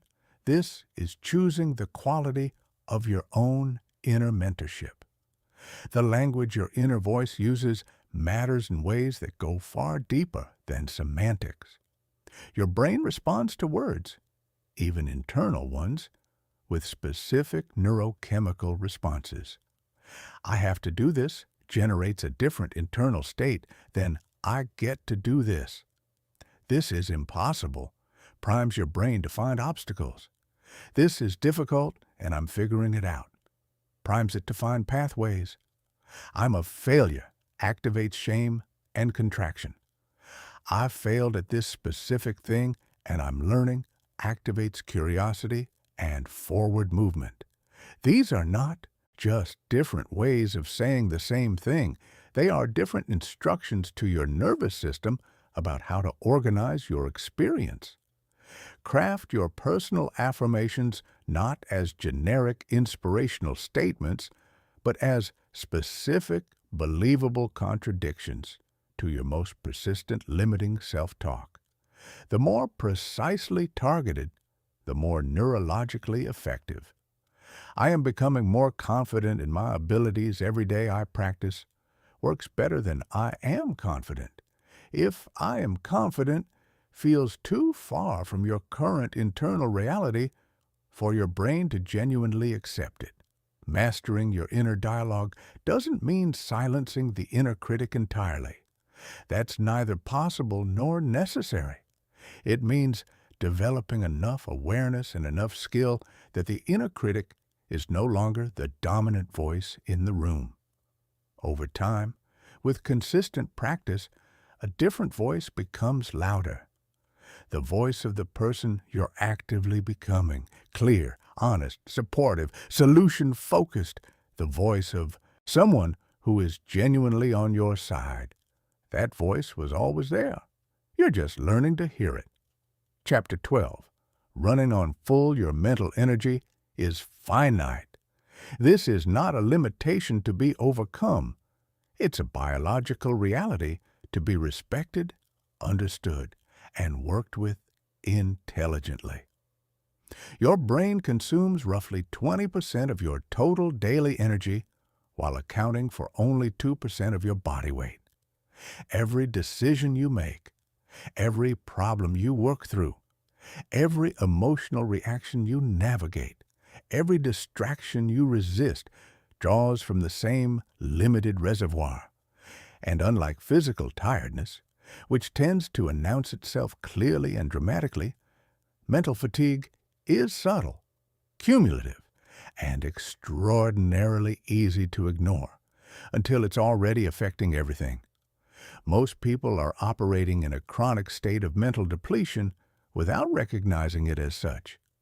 They chalk up the afternoon fog, the difficulty making decisions, the tendency to snap at the people they love most at the end of the day, the retreat into mindless scrolling as personal failings. They push harder, drink more coffee, and wonder why sustained high performance feels so elusive. It's not a motivation problem. It's an energy management problem. Understanding decision fatigue fundamentally changes how you approach your day. Every choice you make, from what to eat for breakfast to how to respond to a complex email to whether to say yes to a commitment, depletes a small portion of your cognitive resources. Early in the day, when your mental reserves are full, you make decisions with clarity, nuance, and genuine thoughtfulness. By late afternoon, after dozens or hundreds of smaller decisions have drained the reservoir, your brain starts cutting corners. Options collapse into binary choices. Impulse control weakens. The path of least resistance becomes irresistible. This is not weakness. It's neurobiology. And once you understand it, you can work with it rather than being unconsciously shaped by it. The most effective strategy for managing decision fatigue is ruthless simplification of low-stakes choices. Identify the decisions in your daily life that consume mental energy without contributing meaningfully to outcomes. What to wear, what to have for lunch, which routine tasks to do in what order, and systematize them. Create defaults. Build routines that eliminate the decision entirely. This is not about being rigid. It's about preserving your most valuable cognitive resources for the decisions that actually matter. Your brain operates in different states throughout the day, each better suited to different types of mental work. For most people, the first 2 to 3 hours after waking, before the day's decisions and social demands have begun to drain reserves, represent the peak window for complex analytical thinking, creative work, and anything requiring genuine cognitive depth. This window is precious. Protecting it from low-value tasks, email, and reactive activity is one of the highest leverage decisions you can make about how you spend your time. Schedule your most important mental work during your peak energy window every day, without exception. Treat that window as sacred. Everything else can find its place in the hours that follow. The concept of deep work, the ability to focus on cognitively demanding tasks with complete, undivided attention for extended periods, is becoming increasingly rare in our hyper-connected, perpetually distracted world. And because it's rare, it's becoming disproportionately valuable. The people who can genuinely focus, who can sit with a difficult problem, a complex project, or a creative challenge for 90 uninterrupted minutes without reaching for their phone, are capable of producing work, thinking, and solutions that simply cannot be generated in a fragmented, distracted state. Multitasking is not a skill. It's a myth. What you experience as multitasking is actually rapid task switching, and every switch carries a cognitive cost. Researchers call it attention residue, the portion of your focus that remains stuck on the previous task while your conscious attention has nominally moved on. The more you switch, the more residue accumulates, and the shallower and less effective your thinking becomes across everything you're doing. Single tasking, choosing one thing, giving it everything, finishing or consciously pausing before moving to the next, is not old-fashioned. It's one of the most sophisticated cognitive strategies available to you in the modern attention economy. Sleep is not a lifestyle choice. It is the foundation of every other mental performance variable. During sleep, your brain clears metabolic waste products that accumulate during waking hours, consolidates learning and memory, restores emotional regulation capacity, and replenishes the neurochemical resources that every cognitive function depends on. Even modest, chronic sleep deprivation, 6 hours instead of the 7 to 9 most adults need, creates measurable impairments in attention, decision quality, emotional regulation, and creative thinking that compound significantly over time. You cannot think your way around insufficient sleep. You cannot caffeinate your way around it. You can only correct it. Prioritizing sleep quality and duration is one of the most direct investments you can make in your cognitive capacity.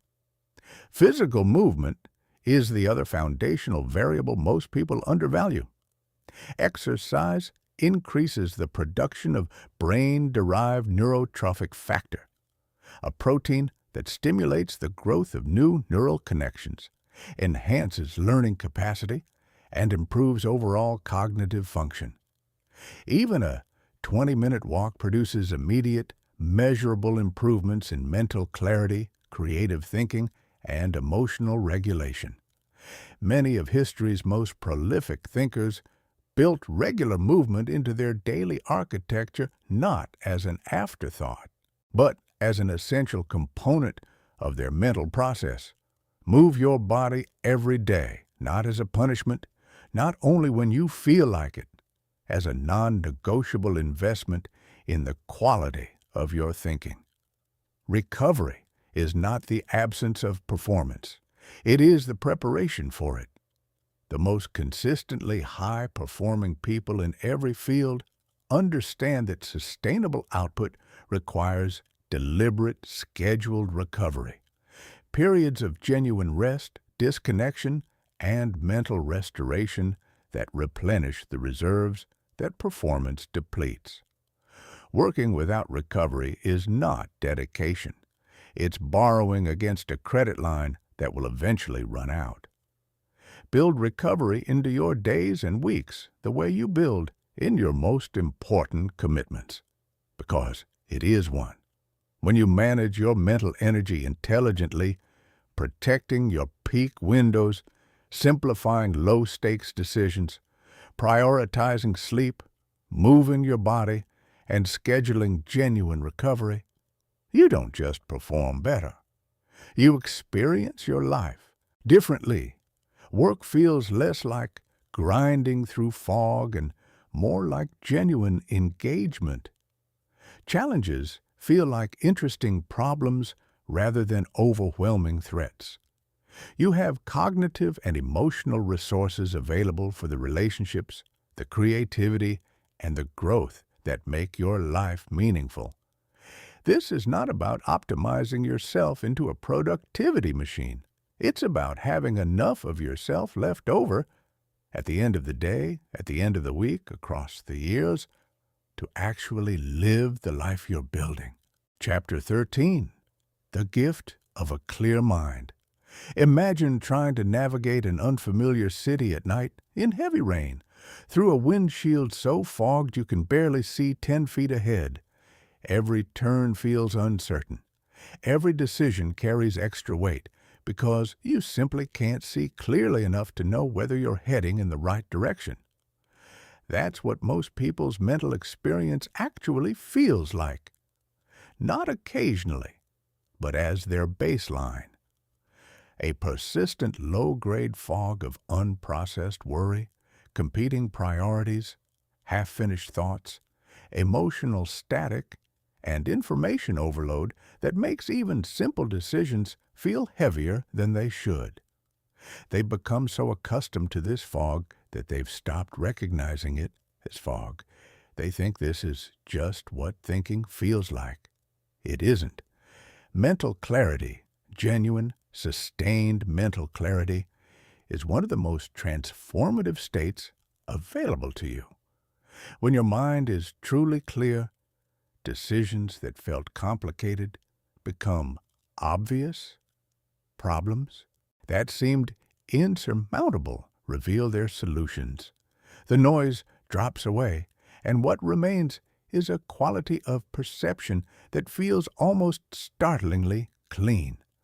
You see situations as they actually are, rather than through the distorting lens of accumulated anxiety, outdated assumptions, and emotional residue. And unlike inspiration or motivation, which arrive unpredictably and leave without notice, mental clarity is something you can cultivate deliberately, consistently, through specific practices that work with your brain's natural architecture rather than against it.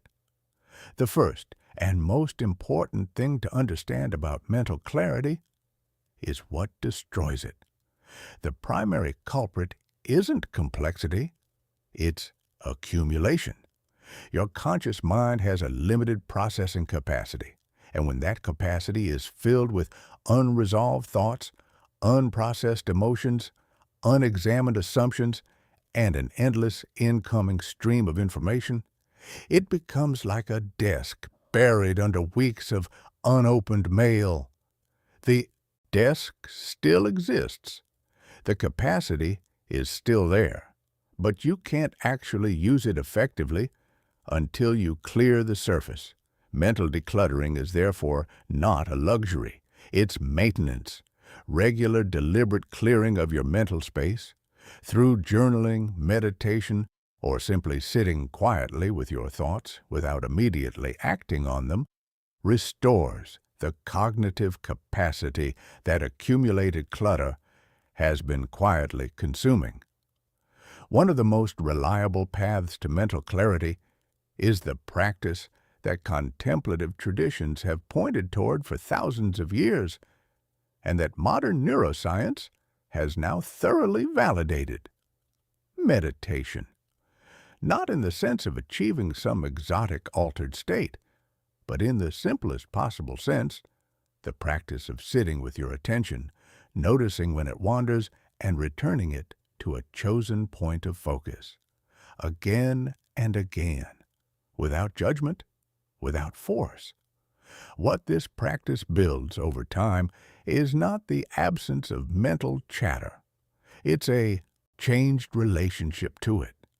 You develop the ability to observe your thoughts without being captured by them, to notice anxiety arising without immediately becoming anxious, to watch a fearful thought pass through your awareness without automatically treating it as a command.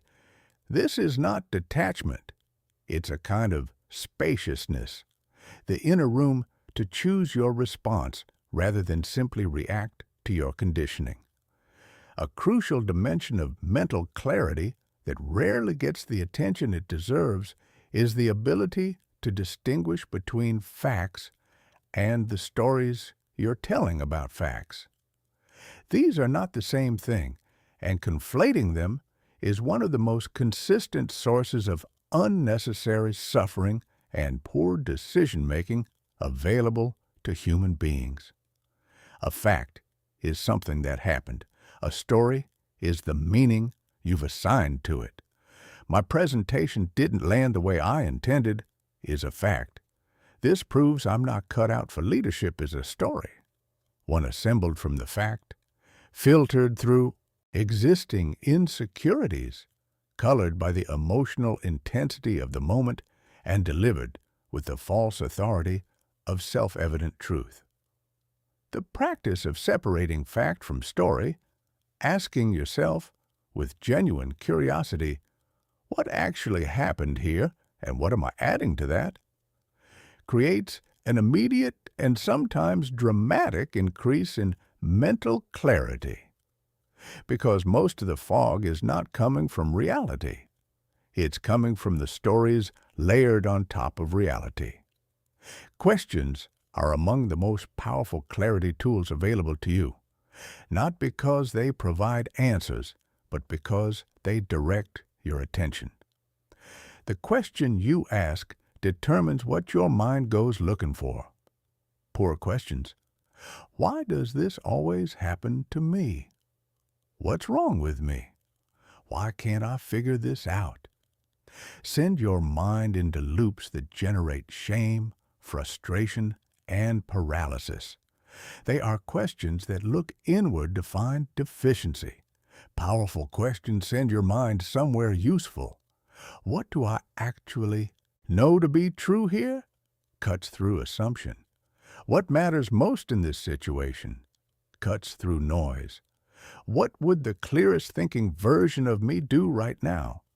Bypasses the emotional reactivity of the moment and accesses a more grounded perspective.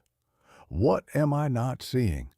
Opens the door to possibilities that your current framing has hidden. Developing the habit of asking better questions is one of the highest leverage clarity practices there is. And like all mental habits, it improves with consistent use. Emotional clarity is inseparable from mental clarity.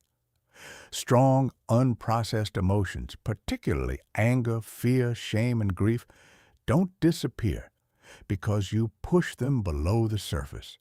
They continue operating, coloring your perception, subtly warping your judgments, leaking into your decisions in ways you can't fully track. The path to genuine mental clarity isn't around difficult emotions. It's through them, with enough awareness and willingness to feel them, fully understand what they're communicating, and then consciously choose how to respond. The practice of perspective taking dramatically expands mental clarity by breaking the tyranny of your current viewpoint. When you're locked in one perspective, especially during conflict or difficulty, your vision is necessarily narrow. You can only see what that vantage point reveals. Deliberately shifting perspective, asking how this situation looks from the other person's position, how you'll see it a year from now, how someone you deeply respect would approach it, doesn't invalidate your current view. It contextualizes it, and context is the beginning of clarity. Information diet is the clarity practice most relevant to modern life and most consistently neglected. The quality of your mental clarity is directly affected by the quality and quantity of information you're processing. Consuming relentless news, social media comparison spirals, content designed to provoke outrage and anxiety, and shallow entertainment that leaves your mind simultaneously overstimulated and undernourished. This is the mental equivalent of living on processed food. Your cognitive system is technically running, but it's not running well. Becoming ruthlessly selective about what information you allow into your mental space is not about burying your head in the sand.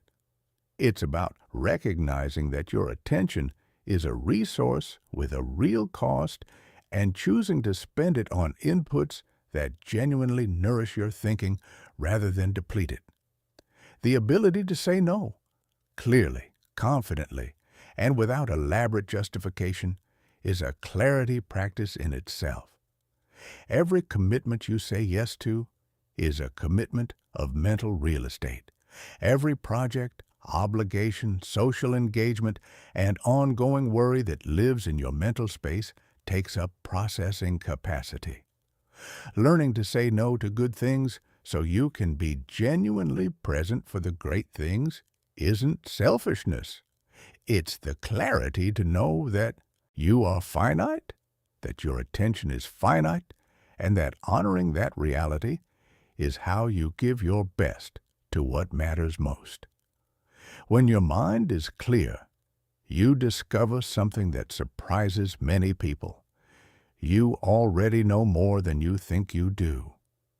The answers to many of your most pressing questions about direction, about relationships, about what you actually want and value, are not hidden in some external source waiting to be discovered. They're already present in you, obscured by the noise. Clarity doesn't create wisdom. It reveals the wisdom that was already there. Chapter 14, When Life Tests Everything You've Built. Here is what nobody tells you about doing the inner work. It doesn't protect you from difficulty. The storms still come, the losses still hurt. The unexpected still arrives without warning and without regard for how much personal development work you've done or how consistently you've shown up for your mental training. What changes is not the weather. What changes is your relationship to it. Mental mastery is not a destination you reach and then inhabit in permanent peace. It is a living practice, one that must be maintained, tended, and deepened continuously, especially, and this is the part that matters most, especially when life gets hard, because the true test of everything you've built in the calm is what remains available to you in the storm. And here's the difficult truth. Under enough pressure, even years of genuine mental development can temporarily compress. Old patterns resurface. The inner critic gets louder. Fear narrows the field of vision. This is not failure. This is the predictable neurobiology of stress, your brain defaulting toward its most deeply ingrained pathways when its resources are under pressure. Understanding this in advance means that when it happens, you don't interpret it as evidence that the work wasn't real or that you're somehow beyond help.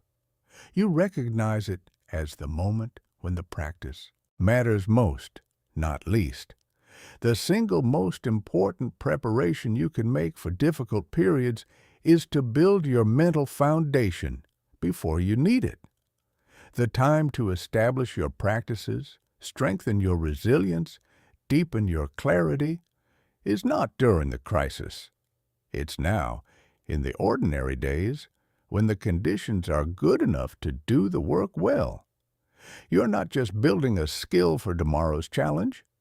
You're building the resource you'll draw on when a challenge arrives that you cannot yet anticipate. One of the most powerful concepts for sustaining mental mastery through genuine difficulty is what researchers call anti-fragility, the quality of systems that don't merely survive stress and volatility, but actually become stronger because of it. Psychologically anti-fragile people don't just recover from hard things. They use hard things. They extract from every difficulty something that makes them more capable, more clear, more deeply rooted in what actually matters. This is not about being grateful for suffering or pretending that painful things aren't painful. It's about developing the practiced habit of asking, even in the darkest moments, what is this making available to me that wouldn't be available any other way? Sometimes the answer doesn't come immediately. Sometimes it takes months or years for the gift inside a loss to become visible.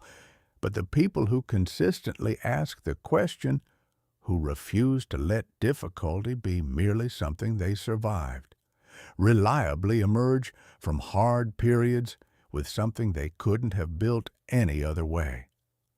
The concept of temporal perspective is one of the most immediately accessible tools for maintaining stability during intense difficulty. Your brain, when flooded with stress hormones, loses its natural sense of time.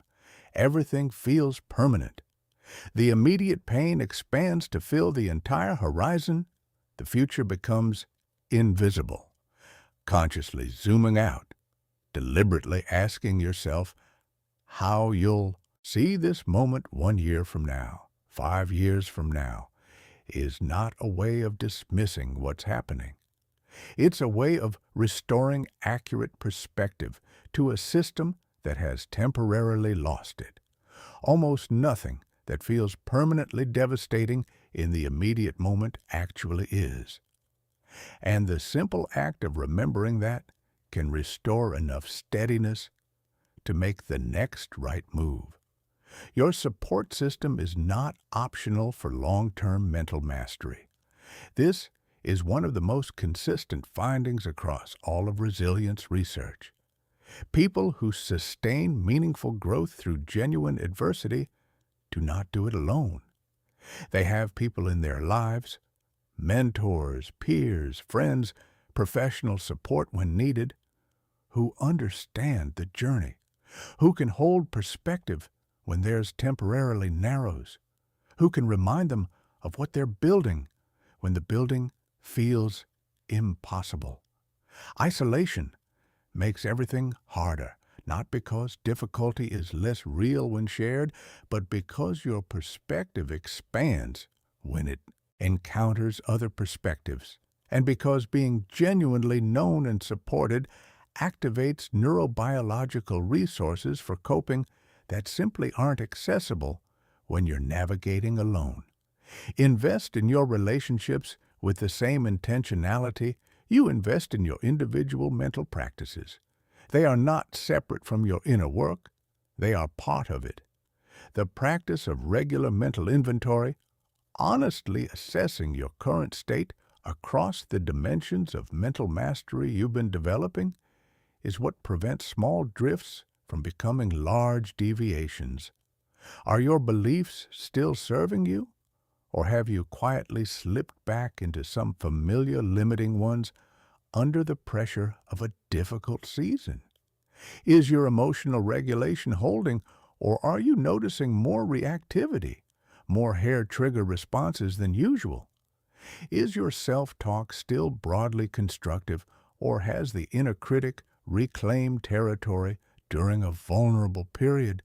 You don't need these assessments to be perfect. You need them to be honest, because you can only correct a drift that you can see.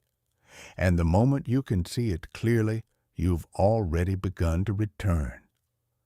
The seasonal nature of mental mastery deserves recognition. Different chapters of life call for different emphases. The mental skills most needed during a period of rapid expansion and risk-taking are not identical to those most needed during a period of loss and grief. The inner work required to build something new is different from the inner work required to let something go. Staying responsive to what the current chapter of your life actually needs, rather than rigidly applying the same approach regardless of circumstances, is itself an advanced form of mental mastery. The ultimate marker of genuine, sustained mental mastery is subtle but unmistakable once you know what to look for. It's not the absence of difficult emotions. It's not a perpetual state of positive thinking. It's not the elimination of fear or self-doubt or the inner critic. It's this: challenges begin to feel like interesting problems rather than existential threats. Setbacks generate curiosity alongside the pain. The storms still come, and you meet them from a different place, more rooted, more spacious, more genuinely yourself than the version of you that fear and conditioning and unconscious habit had been quietly constructing. You are not moved less. You are moved differently, with more choice, more wisdom, more of who you actually are present in the experience. That is the practice. That is the destination. And it is built from everything we have explored together. Chapter 15. The only moment that actually exists. We have traveled a long way together in these pages. You've looked directly at the unconscious programs running your life. The 60,000 daily thoughts recycling the same limitations, the early installed beliefs mistaken for facts, the neural pathways that feel like personality but are actually just deeply reinforced habits. You've understood the science that makes real change not just possible but biologically inevitable when the right conditions are consistently met. You've been given the tools for attention, for emotional mastery, for visualization, for habit change, for resilience, for clarity, for fear, that transform these concepts from interesting ideas into actual live transformation. And now we arrive at the only question that has ever actually mattered. What are you going to do with it? Because here is the truth that no amount of understanding can substitute for. Knowledge that isn't acted on is just comfortable entertainment. You can read every book ever written about mental mastery, attend every seminar, understand every principle with perfect clarity, and your life will not change by a single degree unless you take what you understand into consistent, daily, imperfect, courageous practice. The gap between where you are and where you're capable of being is not a knowledge gap. You already know enough. It has always been an action gap, the space between understanding what to do and actually doing it consistently in the ordinary Tuesday mornings when you're tired and unmotivated and the pull of familiar patterns is strong and the results feel impossibly distant.